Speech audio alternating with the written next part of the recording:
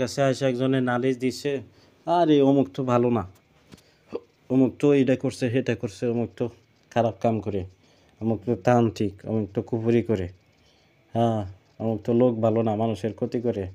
আপনি সত্যি দেখবেন যে মানুষটা কি ক্ষতি করে না করে না। তার মুখের কথাই আপনি বিশ্বাস করতে যাবেন না, তার মুখের কথায় কি বিশ্বাস করা যাবে না। আল্লাহ তাআলা আপনাকে জ্ঞান দান করছেন, সেই জ্ঞান দিয়ে আপনি কি করবেন, যাচাই বাছাই করবেন। যাচাই বাছাই করার পরে আপনি সিদ্ধান্ত নেবেন। আর অহেতুক সিদ্ধান্ত নেবেন না। অহেতুক সিদ্ধান্ত নিয়ে একজনের ক্ষতি করতে যাবেন না। সে আয়সা কি করছে, আপনার একটা কথা বলছে, আপনি তার কথা বিশ্বাস কইরা একজনের কি করলেন, একজনের বলছে যে সে কুপুরি করে, আপনি এটা বিশ্বাস করে নিলেন। বলছে যে সে কি করে, জিনের পূজা করে, আপনি এটা বিশ্বাস করে নিলেন। কেন আপনি বিশ্বাস করবেন? আপনি কি অন্ধ? আপনি কি যাচাই বাছাই করতে জানেন না? একজনে বলছে যে সে আয়সা ক্ষতি করছে। অনেক সময় দেখবেন যখন জিন হাজির হয়, জিনারা কি বলে, জিনারা বলে যে এই কথা, যে জিনারা বলে যে আমারে কি করছে, পাঠাইছে, চালান করা হয়েছে আমারে, আমি তো আসি নাই। অথচ ওই এতটা বড় মিথ্যাবাদী যে তারে কেউ চালান করে নাই, সে নিজে থেকে আসছে, আয়সা ক্ষতিগুলা করতেছে। অথচ ঝগড়া ফাসাদ লাগানোর জন্য সে কি করছে, বলতেছে চালান করছে। কেডা করছে? অমুকের চাচাই করছে, চাচি করছে, যে কোনো একটা নাম বইলা দিছে। নাম বইলে দিয়ে কি করতেছে, একটা ঝগড়া লাগাই দিছে। এই জন্য শয়তানের কাজ হয়েছে ঝগড়া লাগাই দেওয়া।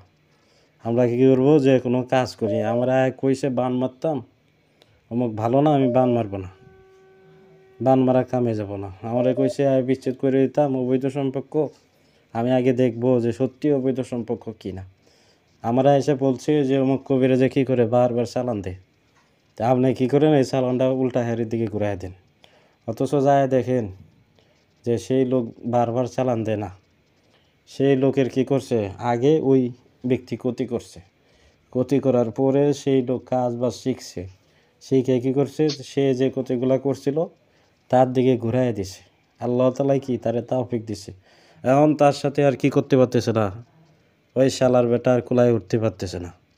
উঠতে না পাইরা সে কি করছে, মিথ্যা অপবাদ দিতেছে। কি দিতেছে, দিতেছে এটা যে সে কি করতেছে, আমার ক্ষতি করতেছে। কিন্তু প্রকৃতপক্ষে তো যে বিচারটা দিছে সেই দোষারোপ, সে কিন্তু আগে ক্ষতি করছে। ক্ষতি করার পরে যার ক্ষতি করছে সে যে কোনো পন্থায় যে কোনোভাবে চেষ্টা কইরা সে কাজ শিখছে, শিখিয়া তার ক্ষতিগুলা কি করছে, উল্টা ঘুরাই দিছে, কিংবা তারে তদবিরের মাধ্যমে কি করতেছে, শাস্তি দিতেছে। এতে তো তার দোষ নাই, দোষটা তো ওর। সেই ক্ষেত্রে আপনারা যখন যাচাই বাছাই করবেন, এটা ধরা পড়বে। এখন দিব আমল দিব, যে কোনো জাদুকর জিন আপনারা জ্বালায় দিবেন। যে কোনো জাদুকর জিন, যে কোনো নাফরমান জিন, যে কোনো কি যারা কি করে আল্লাহ এবং আল্লাহর রাসূলকে অবমাননা করে, তাদেরকে আপনারা কি করতে পারবেন, জ্বালায় দিতে পারবেন। বলা হয়েছে সূরাতুল মুমিনুনের এরকম আয়াত আছে, যে সূরাতুল মুমিনুনের 115 নম্বর আয়াত, আফা হাসিবতুম আন্নামা খলাকনাকুম আবাসা ওয়া আন্নাকুম ইলাইনা লা তুরজাউন। এই আয়াতের মাধ্যমে আপনারা যদি আয়াতটা পাহাড়ের উপর প্রয়োগ করেন, পাহাড়টা কী হবে, মুহূর্তের মধ্যে ধ্বংস হয়ে যাবে। এই আয়াতের এত ক্ষমতা, এত শক্তি। এরকমও আয়াত আছে, এক আয়াতের মাধ্যমে শুধুমাত্র জিন না, আরও অনেক কাজ করা যায়। জিন তো ধ্বংস করাই যায়, আরও অনেকগুলা কাজ করা যায়। তা আপনারা কী করতে পারবেন, যে কোনো জাদুকর জিন ধ্বংস করে দিতে পারবেন। এরকম আয়াত আছে, আয়াত, এক আয়াতের মাধ্যমে কি আপনারা অনেকগুলা কাজ করতে পারবেন। তারপরে আপনারা কি করবেন, যে জিন জ্বালায় দিতে চান মুহূর্তের মধ্যে, সূরাতুল বাকারার 266 নম্বর আয়াত, সূরাতুল বাকারা 266 নম্বর আয়াতটা জোরে জোরে পড়বেন আর নিয়ত করবেন, জ্বালায় দেওয়ার নিয়ত করবেন। দেখবেন বেশিক্ষণ লাগবে না, 5-7 মিনিট। 5-7 মিনিট পড়বেন, দেখবেন যে কি, যে সমস্ত নাফরমান জিন আছে, আল্লাহ বিরোধী, আল্লাহ রাসূলের অবমাননা করে, অনবরত মানুষের ক্ষতি করে, তারা কি করবে, জ্বলে যাবে। আপনার নিয়ত করবেন, শুধু নিয়ত কইরা রাগের সহিত, এটার শরীরে রাগ নিতে হবে যে এত খারাপ, আল্লাহকে অবমাননা করে, আল্লাহ রাসূলকে অবমাননা করে, এত বড় সাহস। এই কথাগুলো বইলে কি করবেন, শরীরে একটু রাগ নিয়ে কি করবেন, জ্বালায় দিবেন। নিয়ত করে কি করবেন, জ্বালায় দিবেন। আচ্ছা, তা আপনারা এই কাজটা করবেন। তারপরে বশীকরণ কাজ, বশীকরণের তো অভাব নাই। এক লোক কইতেছে ভাই 1 মিনিটে বশীকরণ করি আমি, আরেক লোক কইতেছে 5000% গ্যারান্টি দিয়ে কাম করি। কেউ দেয় 1000% গ্যারান্টি, কেউ 10,000% গ্যারান্টি দিয়ে কাম করে, কেউ 100% গ্যারান্টি দিয়ে কাম করে। আমার বললো বশীকরণ কাজ নিয়ে আইলে আমি কই যে ভাই তুমি বাঁচবা 1 ঘন্টা পরে, কইতে পারো, তাইলে আবার গ্যারান্টি চাও কেন? আমার কাছে কোনো গ্যারান্টি চাইবে না। আর সব বশীকরণ কাজ আমি করি না, সব বশীকরণ কাজ কি আমি করি না। আজকে একটা মেয়েরে বাগায় নিবাগা, একটা মেয়েরে বশীকরণ করে নিবাগা, একটা মেয়েরে বশীকরণ করতে যাও কেন? কি দরকার আছে? তোমারও ফ্যামিলি আছে, তারও ফ্যামিলি আছে, দুইজনে আলোচনা সাপেক্ষে বিবাহর প্রস্তাব দাও, যদি তারা রাজি থাকে তাহলে তো বিবাহ হবে। এরকম আছে যে কি প্রেম ভালোবাসা থাকে, ছেলেটা মেয়েটারে পছন্দ করে, মেয়েটাও ছেলেটারে পছন্দ করে, মেয়েটার গার্জেন রাজি, ছেলেটার গার্জেনও 1-1 রাজি হয়, বাবা রাজি অথবা মা রাজি। ছেলেদের ক্ষেত্রে মা বেশি রাজি হয়, হ্যাঁ, ছেলেদের ক্ষেত্রে মা রাজি আছে, বাপ রাজি নাই, সেই ক্ষেত্রে কইরা দেওয়া যায়। আবার অনেক সময় দেখা যাচ্ছে যে ছেলে পক্ষ রাজি, মেয়ে পক্ষর মা রাজি না, সেই ক্ষেত্রে শুধুমাত্র মারে কইরে দেওয়া যায়। 1-1টা লোক হইলে সেই ক্ষেত্রে কইরে দেওয়া যায়। যেখানে কি 10 জনের সাক্ষী দিব, এটাই সঠিক। আপনি একজনের সাক্ষী দিবেন, আপনার সাক্ষীটা আদালতে কোর্টে নিব না। তো এখানে বশীকরণ কাজ আপনারা এভাবে করবেন। যদি দেখা গেছে যে এক পক্ষ আর এক পক্ষ, 2 পক্ষের ভিতরে, হ্যাঁ, বেশিরভাগ লোকই রাজি, 1-1 জন রাজি না, তারে আপনারা বশীকরণ করবেন। আর ওই যে গোষ্ঠী শুদ্ধা বশীকরণ, এই ধরনের কাজ করতে যায়েন না, কোনো দরকার নাই। এটা শরীয়ত বিরোধী হবে। যেটা শরীয়তে আছে, যেটা জায়েজ পন্থায় হবে, সেটা করবেন। করবেন কোনটা? স্বামী স্ত্রী, স্বামীরে স্ত্রীর প্রতি বশীকরণ করে দেবেন, স্ত্রীরে স্বামীর প্রতি বশীকরণ করে দেবেন। এক পোলা আছে, যে পোলা কী করে দিনভরা খেলায়, বাপের কথা শুনে না, মার কথা শুনে না, হেরে কি করবেন, হেরে বশীকরণ করে দেবেন বাপ মার প্রতি। কথা কি বুঝতেছেন? যে কোনো বশীকরণ করতে যায়েন না। এই যে তন্ত্র মন্ত্রর মাধ্যমে, টুটকার মাধ্যমে বশীকরণ, তাবিজ আছে, নকশা আছে, এগুলো দিয়ে করা যায়, আপনি করতে পারবেন, ঠিক আছে, কিন্তু সব কাজ করার দরকার নাই।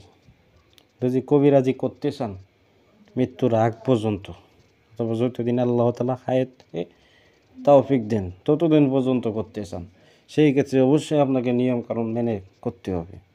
যদি নিয়মকানুন মানেন, সেই ক্ষেত্রে আপনি যে জায়গায় 10 টাকা কামান, এই জায়গায় 5 টাকা কামাইবেন, যে জায়গায় 5 টাকা কামান, এই জায়গায় 2.5 টাকা কামাইবেন। এত টাকার দরকার নাই, কিন্তু বাইসে থাকতে পারবেন, আপনার কোনো ক্ষয়ক্ষতি হবে না। আপনি যে মানুষের উপকার করবেন, মানুষ আপনার জন্য দোয়া করবে। মানুষের কাছ থেকে যদি বৌদ্ধ নেন, বৌদ্ধ নীতি নিতে মানুষের বৌদ্ধ আপনি কব্বর পর্যন্ত যাইবেন কাছুইল্লা। দরকার আছে মানুষের কাছ থেকে বৌদ্ধ নেওয়ার, মানুষের কাছ থেকে সবসময় দোয়া নিবেন। দরকার হয় 2 টাকা কম নেবেন, 5 টাকার জায়গায় 3 টাকা দিয়ে করে দিবেন। একজনে করতেছে 8,000 টাকায় কাম, আপনি 2,000 টাকা কম দিয়ে করলেন, 6,000 দিয়ে করলেন, অথবা 5,000 দিয়ে করলেন। তো সেই ক্ষেত্রে আপনারা বলবো যে অন্য জায়গায় চাইছিল 10,000, এই লোকে কইরা দিছে 5,000 দিয়ে, এই লোক তো ভালো। আর মানুষ বিপদে পড়লে মানুষের পাশে দাঁড়াইতে হয়। একজন যখন বিপদে পড়ে তখন সে অসহায় হয়ে যায়, তখন তার পাশে কী করতে হয়? দাঁড়াইতে হয়, খালি টাকার দিকে চাইলে হয় না। তো এরকম ছাত্র আছে যারা কি কথাবার্তা শুনছে, যদিও তারা টাকা পয়সা কম কামাইতেছে, কিন্তু কি আলহামদুলিল্লাহ তারা ভালোভাবে চলতেছে, তাদের কোনো বিপদ আপদ নাই। আমরা ফোন দিয়ে বলে যে হুজুর কোনো সমস্যা নাই। এরকমও ব্যক্তি আছে যারা কি করে এই তদবির লাইনে কাজ করে, যা দেখেন সারা বছর কাজ করে, তাদের কোনো রোগ বেমারি কোনো কিছু নাই, একটা ট্যাবলেট পর্যন্ত খাওয়া লাগে না। মসজিদ এবং মসজিদের ইমাম সাহেব এবং মুয়াজ্জিন সাহেব তারা যেভাবে অল্প বেতনে মসজিদ চালাইতেছে, মাদ্রাসা চালাইতেছে অল্প বেতনে, অনেক চিকিৎসক আছে অল্প টাকায় কাম করে, তারা যায় দেখেন হুজুরদের মতোই তারাও কী করতেছে? একটা সেবা করে যাইতেছে। এবং তারা কী করতেছে? একটা খেদমত করতেছে, মাদ্রাসায় খেদমত করে, মসজিদে খেদমত করে, তারা ওই চিকিৎসা লাইনে খেদমত করে। অনেক লোক আছে আপনারা দেখবেন যে তাদের দেখবেন যে একটা রোগ বালাই পর্যন্ত হয় না। কারণ এরকম কিছু আমল আছে যে আমল করলে কঠিন থেকে কঠিন রোগ বালাই কী হয়? ভালো হয়ে যায়। এরকম আমল আছে যে আমল করলে আপনার কোনো রোগ বালাই হইব না। তো রোগ বালাই যার হইতো না তার আবার ট্যাবলেট লাগবো কেন? যার অসুখ বিসুখ হয় না সে ট্যাবলেট দিয়ে করবে কি? আপনি যখন 5 ওয়াক্ত নামাজ পড়বেন, 5 বার শরীর বন্ধ দিবেন, ঠিকমতো খাবার দাবার খাইবেন, পানি পড়া তেল পড়া ব্যবহার করবেন, আল্লাহর কাছে আশ্রয় চাইবেন। যে আমলগুলা করলে জিন জ্বলা যায়, জাত নষ্ট হয়ে যায়, জাত ঘুরে যায়, এগুলা চালাই যাবেন। যে আমলগুলা করলে শত্রু দমন হয়ে যায়, শত্রু ধ্বংস হয়ে যায়, এগুলা চালাই যাবেন। তখন দেখবেন যে কি আপনার উপর যে যাই কিছু করুক কোনো কিছু প্রয়োগ হইতেছে না। আল্লাহ তাআলা আপনাকে হেফাজত করতেছেন। হবে মনটাকে কি করতে হবে? শক্ত করতে হবে, আল্লাহর দিকে মুতাজ্জির হইতে হবে, আল্লাহ তাআলাকে বিশ্বাস করতে হবে। এগুলা করলে তখন আপনি কামিয়াবি হবে। তো বশীকরণ করার জন্য কিছু নকশা আছে, কিছু আমল আছে যেগুলোর মাধ্যমে করা যায়, তবে বৈধ কাজগুলো করবেন। একটা পানি পড়ার মাধ্যমে বশীকরণ করা যায়, একটা মিষ্টি পড়ার মাধ্যমে বশ করা যায় স্বামী অথবা স্ত্রীকে। এমন আমল আছে যে আমলের মাধ্যমে স্বামীকে বাধ্য করা যায়, স্ত্রীকে বাধ্য করা যায়, সেই আমলগুলা করবেন। কথা কি আপনারা বুঝতে পারতেছেন? আপনাদের কাছে রোগী আসলে এইগুলা দিয়ে দিবেন যে আমল করেন। আমি তদবির তো করবই, আপনারাও কি করব? আমল দিব। যে আমলগুলা আপনারকে চালাইয়া যাইতে হবে। আপনি নামাজ পড়বেন, নামাজ পড়ে কি করবেন? কান্নারত অবস্থায় আল্লাহ তাআলার কাছে দোয়া করবেন, আল্লাহর পবিত্র নাম দিয়ে দিবেন। এই নামগুলা 100 বার করে পড়বেন। ওইটা পানিতে ফু দিয়া আল্লাহর কাছে সাহায্য চাইয়া খাওয়াইবেন আপনার স্বামীরে। এ আল্লাহ, আমার স্বামী যেন আমার প্রতি বশীভূত হয়, আমার কথাবার্তা শুনে, হালাল পন্থায় বশীকরণ, হারাম পন্থায় না। কথাগুলো বুঝতেছেন?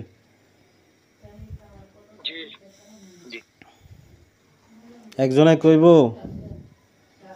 একজনে অন্য ধর্মের কথা আমি বলবো না,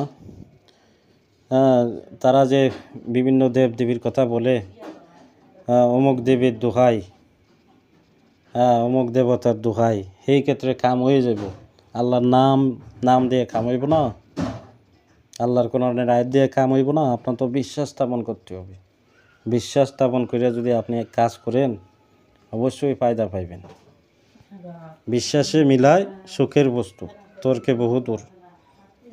বিশ্বাসে ভক্তি শ্রদ্ধা মিলায়। যার বিশ্বাস নাই তার ভক্তি আসবে কোথা থেকে? যে বিশ্বাস করে সেই দেখবেন যে কোনো কাজে কি সফল হয়। আপনার কাম কর্ম আপনি বিশ্বাস করছেন না, আপনার কাম না হওয়ার সম্ভাবনা বেশি, বুঝতে হবে।